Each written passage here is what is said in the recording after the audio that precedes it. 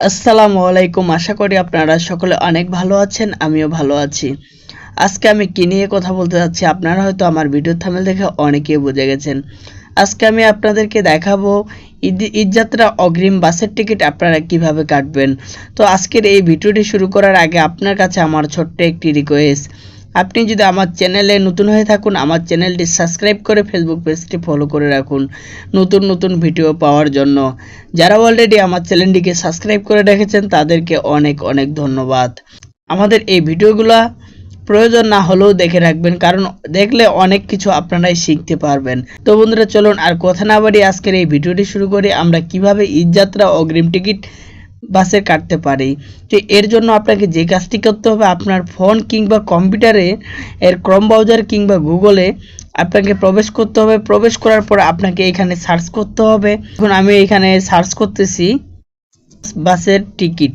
তো দেখুন সহজ বাস টিকিট, এখানে আমি সার্চ করার পর আমাকে একটি ইন্টারপেজে নিয়ে আসছে। ইন্টারপেজে আসার পরে এইখানে দেখুন লেখা আছে সহজ বাস টিকিট। তো এখানে আপনাকে টাচ করতে হবে।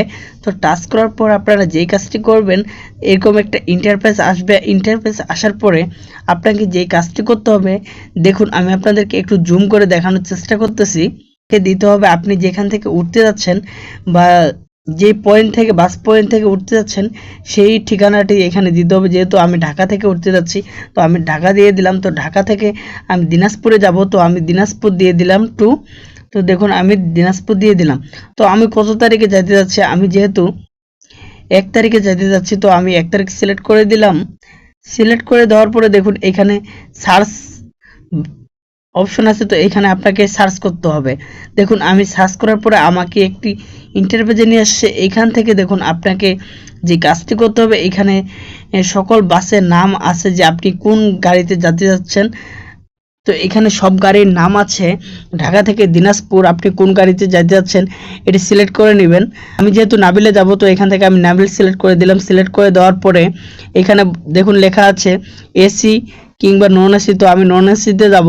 তো যাওয়ার পরে আমাকে বলতেছে এইখানে বাস কাউন্টার কোন কাউন্টার থেকে আমি উঠব। তো আমি যেহেতু সাভার পয়েন্ট থেকে উঠব তো আমি সাভার পয়েন্ট সিলেক্ট করে দিলাম। তো সিলেক্ট করে দেওয়ার পরে দেখুন এইখানে লেখা আছে আমবাড়ি বাস পয়েন্ট দিনাজপুর কালীতলা। তো আমি দিনাজপুর কালীতলায় নামবো।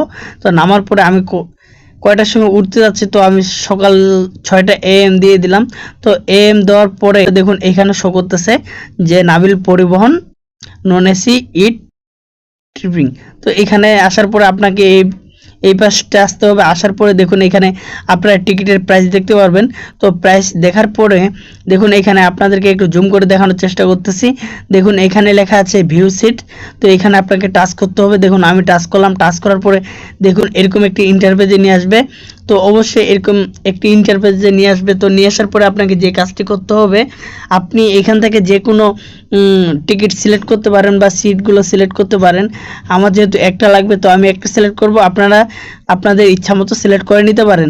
তো দেখুন D3 আমি একটা সিট সিলেক্ট করলাম। তো সিলেক্ট করার পরে এখানে আপনাকে যে কাজটি করতে হবে একটু নিচে আসতে হবে। তো দেখুন এখানে আমি গাবতলি দিয়ে দিলাম। গাবতলি দেওয়ার পরে দেখুন এখানে কন্টিনিউ লেখা আছে, তো আমি এই কন্টিনিউতে আমি টাচ করলাম। তো টাচ করার পরে দেখুন আমাকে আরেকটি ইন্টারপেজে নিয়ে আসছে। তো এরকম কিন্তু আপনাদেরকেও অবশ্যই নিয়ে আসবে। নিয়ে আসার পর আপনাকে এখানে যে কাজটি করতে হবে নাম, তো আপনার যে আইডি কার্ডের নামটি আছে তো আপনার আইডি কার্ডের নামটি দিয়ে দিবেন। তারপর আপনার ফোন নাম্বার দিয়ে দিবেন। তারপর আপনাকে ইমেল নাম্বার দিতে হবে। তারপরে এখানে আপনারা নোটিশ দেখতে পারবেন। এই নোটিশটি আপনারা পড়ে নিতে পারেন। 15 মিনিটের আগে কিন্তু আপনাকে টাকা পেমেন্ট করতে হবে। তো আপনারা কিভাবে পেমেন্ট করবেন, তারপরে এখানে দেখুন লেখা আছে টিকিট প্রাইস। তারপরে লেখা আছে প্যাসেঞ্জার ফি 100 টাকা। তারপর আপনার যে ভেরিফিকেশন কোডটা আসবে তো ওই কোডটি এখানে বসিয়ে দিতে হবে। দেওয়ার পরে দেখুন এখানে নিচে টোটাল অ্যামাউন্ট দেওয়া আছে। তো অ্যামাউন্ট দেওয়ার পরে আপনাকে এই চিহ্নটা সিলেক্ট করে দিতে হবে। সিলেক্ট করে দেওয়ার পরে দেখুন এইখানে আপনি কার মাধ্যমে টাকা দিতে যাচ্ছেন, বিকাশ, রকেট, নগদ। তো আপনারা এর মাধ্যমে টাকা দিতে পারেন। দেওয়ার পরে কনফার্ম দিতে হবে।